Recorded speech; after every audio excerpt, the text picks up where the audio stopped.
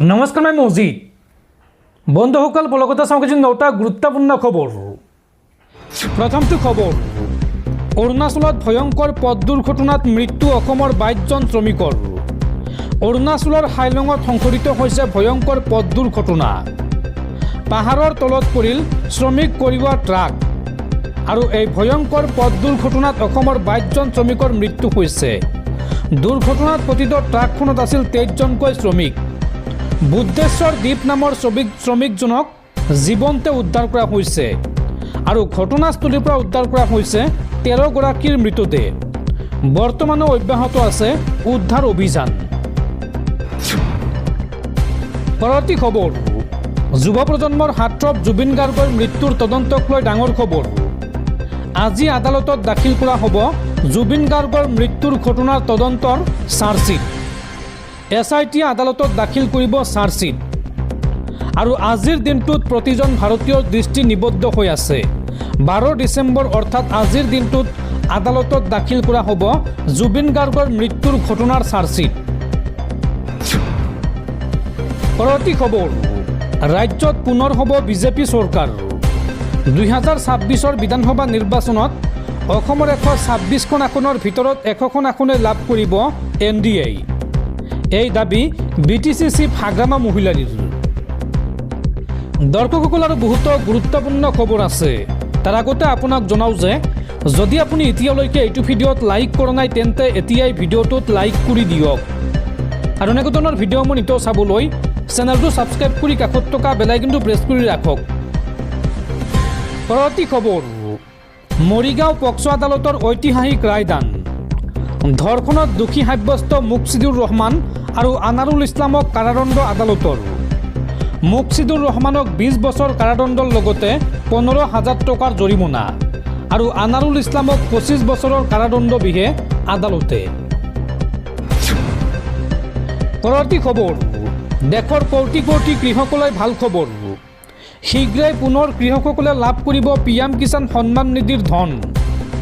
PM Kisan সন্মান নিধিৰ 22 number কিস্তিৰ ধন কৃষকসকলে কেতিয়া পাব চাওঁ আহক।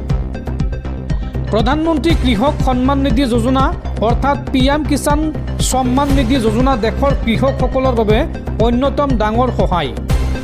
এই যোজনাৰ আওতাত কৃষকসকলৰ পৰিয়ালক প্ৰতি বছৰে 6,000 টকা পোনে পোনে তেওঁলোকৰ বেংক একাউণ্টত প্ৰদান কৰা হয় আৰু এই ধন 3টা কিস্তিত প্ৰতি 4 মাহৰ মূৰে মূৰে 2,000 টকাকৈ কিস্তি হিচাপত প্ৰদান কৰা হয় আৰু নতুন বছৰ 2026 আৰম্ভ হোৱাৰ লগে লগে PM কিষাণ যোজনাৰ 22 সংখ্যক কিস্তি মুকলি হ'ব পাৰে। PM কিষাণ সংক্ৰান্তীয় একাধিক প্ৰশ্ন আছে সাধাৰণ মানুহৰ মনত, কিন্তু তাৰ ভিতৰত এক গুৰুত্বপূৰ্ণ প্ৰশ্ন হৈছে যে পিতৃ পুত্ৰ দুয়োজনে এই আঁচনিৰ সুবিধা লাভ কৰিব পাৰেনে? ইয়াৰ উত্তৰ হৈছে নোৱাৰে। চৰকাৰৰ নিয়ম অনুসৰি এটা পৰিয়ালৰ কেৱল এজন সদস্যইহে এই আঁচনিৰ সুবিধা পাব পাৰে। এই ক্ষেত্ৰত দুজনে আবেদন কৰিলে আবেদন বাতিল হ'ব। ভুলকৈ পিতৃ পুত্ৰ স্বামী স্ত্ৰী দুয়োজনে যদি এই সুবিধা লাভ কৰি থাকে তেন্তে সেই টকা চৰকাৰে ঘূৰাই ল'ব। PM কিষাণ সন্মান নিধিৰ ধন কেতিয়া আহে চাওঁ আহক। সাধাৰণতে প্ৰথম কিস্তিৰ টকা এপ্ৰিলৰ পৰা জুলাই মাহৰ ভিতৰত ক্ৰেডিট হয়। দ্বিতীয় কিস্তিৰ টকা আগষ্টৰ পৰা নৱেম্বৰ মাহৰ ভিতৰত আৰু তৃতীয় কিস্তিৰ টকা ডিচেম্বৰৰ পৰা মাৰ্চৰ ভিতৰত একাউণ্টত সোমায় আৰু PM কিষাণ সন্মান নিধিৰ কিস্তিৰ টকা পোৱাৰ বাবে eKYC, ফাৰ্মাৰ ৰেজিষ্ট্ৰি, বেংক একাউণ্টত DBT অপশ্যন অন, ভূমিৰ নথি আৰু মোবাইল নম্বৰ আৰু আধাৰ লিংক থকাটো বাধ্যতামূলক। আবেদন পত্ৰত নাম, ঠিকনা, মোবাইল নম্বৰ বা আধাৰ নম্বৰ ভুল থাকিলে সেয়া ঠিক কৰি লওক, নহ'লে আপোনাৰ পাবলগীয়া টকা বন্ধ হৈ যাব পাৰে। আৰু PM কিষাণ সন্মান নিধিৰ লিষ্টত আপোনাৰ নাম কিদৰে চেক কৰিব, আপোনাৰ নাম আছেনে নাই চাওঁ আহক। তাৰ কাৰণে আপুনি PM কিষাণৰ চৰকাৰী ৱেবছাইট pmkishan.gov.in এই ৱেবছাইটলৈ যাব লাগিব। তাৰপিছত ফাৰ্মাৰ্ছ কৰ্ণাৰলৈ গৈ বেনিফিচিয়াৰী লিষ্ট নিৰ্বাচন কৰিব লাগিব। তাৰপিছত ৰাজ্য, জিলা, ব্লক আৰু গাঁৱৰ নাম দিব লাগিব। ইয়াৰ পিছত গেট ৰিপৰ্টত ক্লিক কৰিলেই আপোনাৰ ষ্টেটাছ চেক কৰিব পাৰিব আপুনি।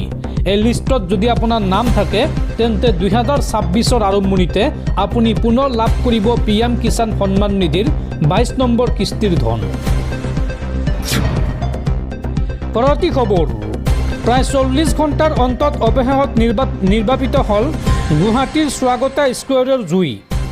অগ্নি নিৰ্বাপক আৰু জৰুৰীকালীন বিভাগৰ উপ সঞ্চালক নন্দ সিং বৰকলাৰ এই ঘোষণা। উল্লেখযোগ্য যে নগাঁও, মৰিগাঁও, ৰহা, ৰঙিয়া, মিৰ্জা আৰু গুৱাহাটীৰ অগ্নি নিৰ্বাপকৰ বাহনেৰে এই জুই নিৰ্বাপন কৰা হয়। জুই নিৰ্বাপন হ'লেও ভৱনটোত থাকিব 5খন অগ্নি নিৰ্বাপকৰ বাহন। অগ্নিকাণ্ডত 5ম মহলা সম্পূৰ্ণৰূপে জাহ গৈছে। এতিয়া অট্টালিকাটোত প্ৰৱেশৰ অনুমতি নাপায় কোনেও।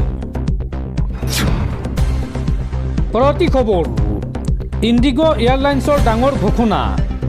বিমান বাতিলৰ বাবে ক্ষতিগ্ৰস্ত যাত্ৰীক ক্ষতিপূৰণ দিব ইণ্ডিগো এয়াৰলাইন্সে। 5,000ৰ পৰা 10,000 টকা পৰ্যন্ত ক্ষতিপূৰণ দিব যাত্ৰীক।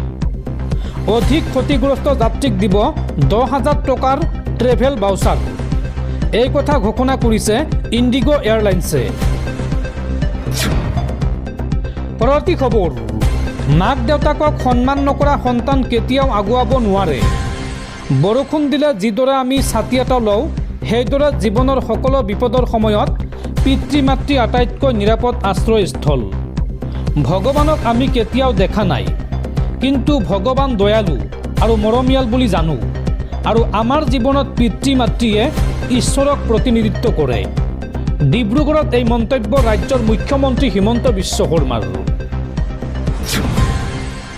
পৰৱৰ্তী খবৰ, BTCৰ লাখ লাখ মহিলালৈ ভাল খবৰ। আজি BTCত আৰম্ভ হ'ব অৰুণোদয় আঁচনি। BTCৰ 50 লাখৰো অধিক মহিলাই লাভ কৰিব অৰুণোদয় আঁচনিৰ ধন। মুখ্যমন্ত্ৰী ডক্টৰ হিমন্ত বিশ্ব শৰ্মাই উদ্বোধন কৰিব অৰুণোদয় 3.0। পৰৱৰ্তী খবৰ, 26ৰ বিধানসভা নিৰ্বাচনৰ পূৰ্বে শক্তি বৃদ্ধি পালে কংগ্ৰেছৰ। একেলগে 2 শতাধিক লোকৰ কংগ্ৰেছত যোগদান। বিজেপি অগপৰ 2 শতাধিক নেতাকৰ্মীৰ কংগ্ৰেছত যোগদান। কংগ্ৰেছৰ জ্যেষ্ঠ নেতা ৰিপুণ বৰাৰ উপস্থিতিত বিশাল যোগদান সভা। 26ৰ নিৰ্বাচনৰ পূৰ্বে শক্তি বৃদ্ধি হ'ল অসম কংগ্ৰেছৰ। একেলগে 2 শতাধিক লোকৰ কংগ্ৰেছত যোগদান।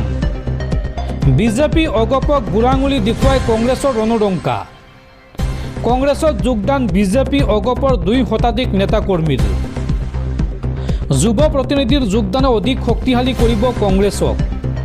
26ৰ নিৰ্বাচনত বিজেপিক ওফৰাবলৈ সাজু বুলি দাবী ৰিপুণ বৰাৰ। মুখ্যমন্ত্ৰীয়ে আজিকালি কি কৈ থাকে নিজেই নাজানে। তেখেতে ৰাতিপুৱা এটা কথা কয়, আকৌ ৰাতি এটা কথা কয়।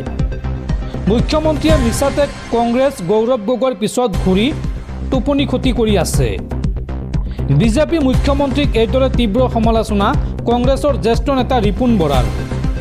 আৰু অচিনাকি লোক সন্দৰ্ভতো মুখ্যমন্ত্ৰীক তীব্ৰ সমালোচনা কৰে কংগ্ৰেছৰ জ্যেষ্ঠ নেতাগৰাকীয়ে। পৰৱৰ্তী খবৰ, চলন্ত ৰেলৰ পৰা পৰি মৃত্যু অসমৰ CRPF জোৱানৰ।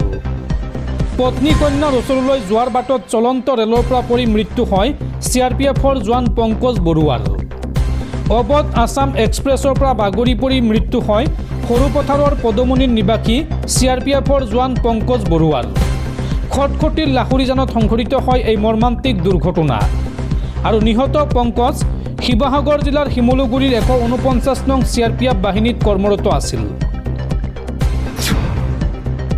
পৰৱৰ্তী খবৰ, মুখ্যমন্ত্ৰীয়ে মিয়া মানে ভয়ানক বুলি প্ৰতিপন্ন কৰিব বিচাৰিছে। মিয়া বা মুছলমান মানেই অসমীয়া বিৰোধী বুলি এক বাৰ্তা দিব খুজিছে মুখ্যমন্ত্ৰী হিমন্ত বিশ্ব শৰ্মাই। পূৰ্বে অসমৰ কোনো মুখ্যমন্ত্ৰীয়ে মিয়াক শাস্তি দিম বুলি কৈ ঘৃণা বিয়পোৱা নাছিল। উজনি অসমৰ মানুহৰ ভোট ল'বলৈ এই ধৰণৰ মিয়া বিদ্বেষী মন্তব্য কৰিছে মুখ্যমন্ত্ৰী হিমন্ত বিশ্ব শৰ্মাই। মুখ্যমন্ত্ৰীৰ অচিনাকি ব্যক্তি সন্দৰ্ভত এই মন্তব্য AIUDFৰ বিধায়ক আমিনুল ইছলামৰ। পৰৱৰ্তী খবৰ, 11গৰাকী পাকিস্তানী মাছমৰীয়াক আটক ভাৰতীয় উপকূলৰক্ষী বাহিনীৰ। ভাৰতীয় জলসীমাত অবৈধ বিচৰণৰ অভিযোগত জব্দ কৰা হৈছে এখন পাকিস্তানী মাছ ধৰা নাও। গুজৰাটৰ ভাৰত পাকিস্তান আন্তঃৰাষ্ট্ৰীয় জলসীমাত আটক কৰা হৈছে এই মাছমৰীয়া কেইজনক। পৰৱৰ্তী খবৰ, ঘোষণা কৰা হ'ল চুবুৰীয়া ৰাষ্ট্ৰ বাংলাদেশৰ সাধাৰণ নিৰ্বাচনৰ দিন। 12 ফেব্ৰুৱাৰীত বাংলাদেশত অনুষ্ঠিত হ'ব সাধাৰণ নিৰ্বাচন। দেশখনৰ নিৰ্বাচন আয়োগে সংবাদমেল পাতি ঘোষণা কৰিলে নিৰ্বাচনৰ দিন। বাংলাদেশৰ প্ৰাক্তন প্ৰধানমন্ত্ৰী শ্বেখ হাছিনা প্ৰাণৰ মমতাত ভাৰতলৈ পলাই অহাৰ পাছত প্ৰথমবাৰলৈ দেশখনত অনুষ্ঠিত হ'ব সাধাৰণ নিৰ্বাচন। অৱশেষত দেশখনৰ নিৰ্বাচন আয়োগে বাংলাদেশৰ সাধাৰণ নিৰ্বাচনৰ দিন ঘোষণা কৰিছে। অহা 12 ফেব্ৰুৱাৰীত ত্ৰয়োদশ ৰাষ্ট্ৰীয় সংসদীয় নিৰ্বাচনৰ ভোটগ্ৰহণ অনুষ্ঠিত হ'ব। সেইদিনা জুলাইৰ ৰাষ্ট্ৰীয় চনত ৰূপায়ণৰ ক্ষেত্ৰতো গণভোট অনুষ্ঠিত হ'ব। সেইদিনা পুৱা 7:30 পৰা বিয়লি 4:30 ভোটদান চলিব বাংলাদেশত। আৰু বৃহস্পতিবাৰে অৰ্থাৎ 11 ডিচেম্বৰৰ দিনা সন্ধিয়া 6 বজাত দেশবাসীক দিয়া ভাষণত দেশখনৰ মুখ্য নিৰ্বাচন আয়ুক্ত AM নাছিৰ উদ্দিনে ভোটদানৰ তাৰিখ ঘোষণা কৰে। তেওঁৰ ভাষণ বাংলাদেশ টেলিভিছন আৰু বাংলাদেশ অনাতাৰত সম্প্ৰচাৰিত হয়। এই নিৰ্বাচনত মুঠ ভোটাৰৰ সংখ্যা এইবাৰ 12,76,00,000তকৈও অধিক বুলি নিৰ্বাচন আয়োগে প্ৰকাশ কৰে। বিদেশত থকা বাংলাদেশী ভোটাৰসকলেও ডাক বেলটৰ জৰিয়তে ভোটদানৰ সুযোগ লাভ কৰিছে। আৰু এই পৰ্যন্ত 3 লাখৰো অধিক প্ৰৱাসী ভোটাৰে ভোটদানৰ বাবে নিজৰ নাম পঞ্জীয়ন কৰিছে। নিৰ্বাচন আয়োগে এই সন্দৰ্ভত কয় যে মনোনয়ন দাখিলৰ অন্তিম তাৰিখ হৈছে 29 ডিচেম্বৰ। 30 ডিচেম্বৰৰ পৰা 4 জানুৱাৰীলৈকে মনোনয়ন পত্ৰ পৰীক্ষা কৰা হ'ব। আৰু ৰিটাৰ্নিং বিষয়াৰ সিদ্ধান্তৰ বিৰুদ্ধে 11 জানুৱাৰীলৈকে আপিল দাখিল কৰিব পাৰিব। 12 জানুৱাৰীৰ পৰা 18 জানুৱাৰীৰ ভিতৰত আপিল নিষ্পত্তি হ'ব। প্ৰাৰ্থিত্ব প্ৰত্যাহাৰৰ শেষ তাৰিখ 20 জানুৱাৰী। প্ৰতীক আবণ্টন হ'ব 21 জানুৱাৰীত। 22 জানুৱাৰীৰ পৰা আৰম্ভ হ'ব নিৰ্বাচনী প্ৰচাৰ। আৰু 10 ফেব্ৰুৱাৰী পুৱা 7:30 প্ৰচাৰ চলাব পাৰিব প্ৰাৰ্থীসকলে। উল্লেখযোগ্য যে বিগত বছৰৰ 5 আগষ্টত বাংলাদেশত ছাত্ৰ আৰু জনসাধাৰণৰ বিদ্ৰোহৰ সন্মুখীন হৈ শ্বেখ হাছিনাৰ আৱামী লীগ চৰকাৰ উৎখাত হয়। আৰু 8 আগষ্টত অধ্যাপক মহম্মদ ইউনুছৰ নেতৃত্বত এখন অন্তৱৰ্তীকালীন চৰকাৰে শপত গ্ৰহণ কৰে। আৰু অন্তৱৰ্তীকালীন চৰকাৰখনে কাৰ্যভাৰ গ্ৰহণ কৰাৰ 16 মাহৰ পাছত ৰাষ্ট্ৰীয় নিৰ্বাচনৰ দিন নিৰ্ধাৰণ কৰিছে বাংলাদেশৰ নিৰ্বাচন আয়োগে। পৰৱৰ্তী খবৰ, আমেৰিকাৰ ৰাষ্ট্ৰপতি ডনাল্ড ট্ৰাম্পৰ সৈতে প্ৰধানমন্ত্ৰী মোদীৰ বাৰ্তালাপ। ৰাছিয়াৰ ৰাষ্ট্ৰপতি ভ্লাদিমিৰ পুটিনৰ ভাৰত ভ্ৰমণৰ পিছতেই পুনৰ আমেৰিকাৰ ৰাষ্ট্ৰপতিৰ সৈতে বিশেষ আলোচনা প্ৰধানমন্ত্ৰী মোদীৰ।